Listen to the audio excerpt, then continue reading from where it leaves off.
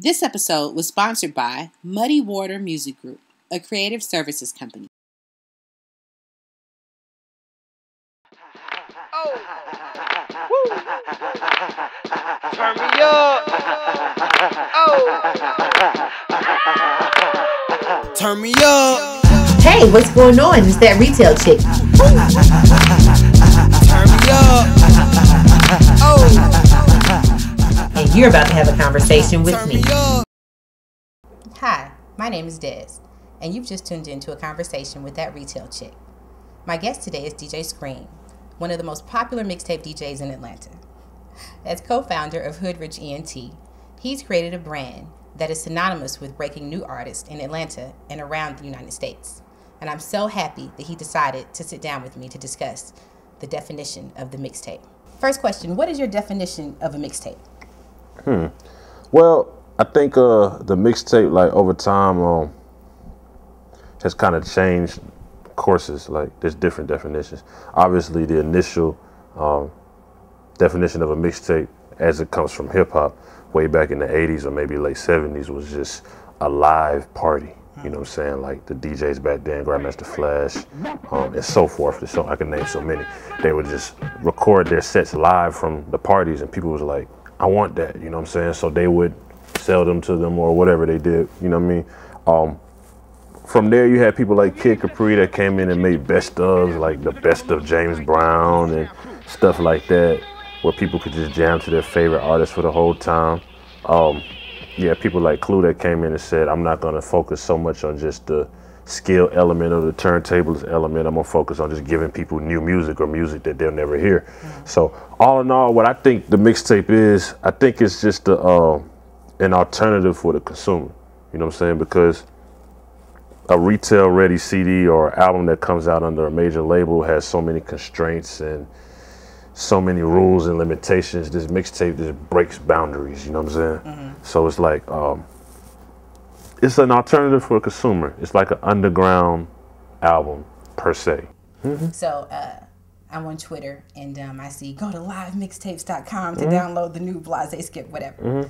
After an artist does a mixtape and they use it to build a buzz, how do they go back or go forward and then decide to monetize their music? Because after you've given away so much free music, is it possible to turn around and say, okay, now buy it?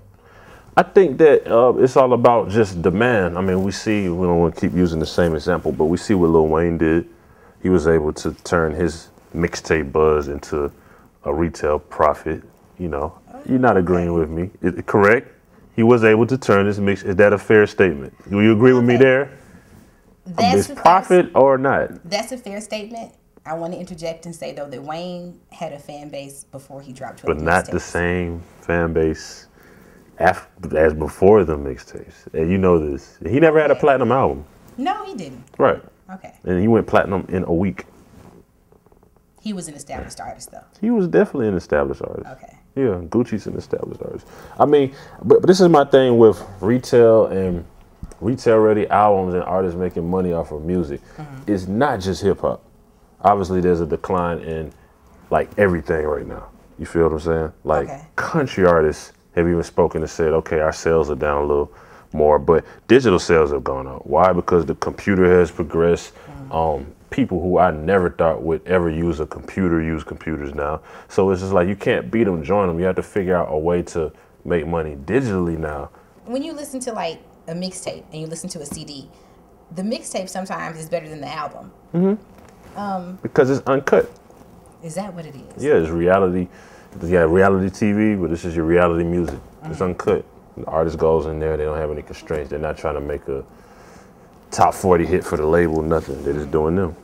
Does there have to be chemistry between you and an artist to host a mixtape and then it becomes successful? I don't get to know every artist like the same. Obviously, some artists I was friends with maybe even before they was rapping. Wow. You know what I'm saying? So, I mean, it's not the same with everybody, but I have to have a conversation with you or know you or speak to you enough to feel you out before I'm not just doing a random, I don't know you type of project. Really? It's definitely better that way.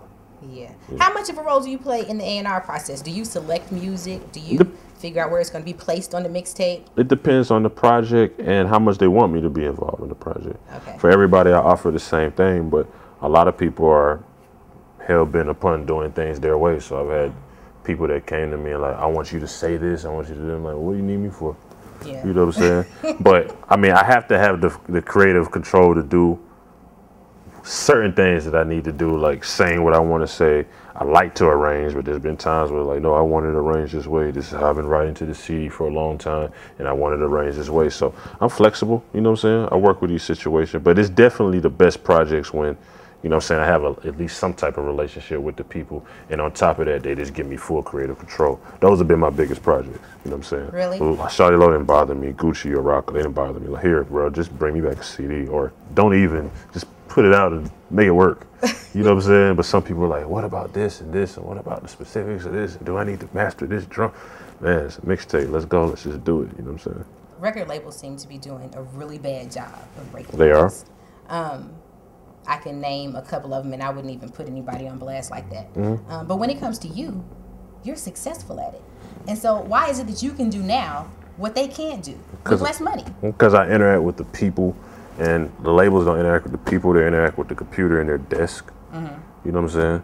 And then on top of that, like, they took away this very, very, very important thing in hip hop and music, period, called artist development. Oh, wow. Artist development is like when Kobe came into the league. We'll put Kobe in a little bit, but we're gonna put him on the bench and let him see how this league operates. Okay, same thing. The last person that I know got artist development was Game. He was over there with Aftermath, and he sat on the bench and he watched, like, okay, this is how this industry operates. And obviously he was more successful than, okay, I got a hit record, go on the road. Yeah. Oh, I'm on stage, I ain't never held a mic. They holding the mic like this. You know what I'm saying? Like, you gotta develop these artists. Some people have it naturally, but you have to develop these artists. You gotta teach them how to do interviews, how to interact with people. I don't see artists like, I ain't doing no damn interview, or I ain't got no damn radio, or this or this. Like, it's crazy. They don't be prepared for it though, so I'm not always mad at them. It's like the label signed them, they handle whatever they gotta handle, and they just throw them out there, and they don't last. Do you think being a DJ makes you a better executive? I think being a DJ makes me understand music more. Okay. I think going to college, for me, not for everybody, your experiences help you to be a better executive. For me, it was probably college. For somebody else, it could just be their experiences day to day or whatever. Thank you for tuning in to Conversations with That Retail Chick. I hope to see you next time, where I'll have DJ Techniques in the hot seat, talking about his mixtape game and Travis Porter. Have a good one. Systems in my head, oh yeah. Systems in my car, systems in my crib. Turn me up. My sisters in my house, systems in my crib. Yeah. Systems in my headphone. Turn me up. I'm a product of the system, I guess I'm a pioneer. Just trying to hear through the static that's in the air. Yeah. It gets so hard to compare, so I climb the alpine just to get my signal clear. Yeah.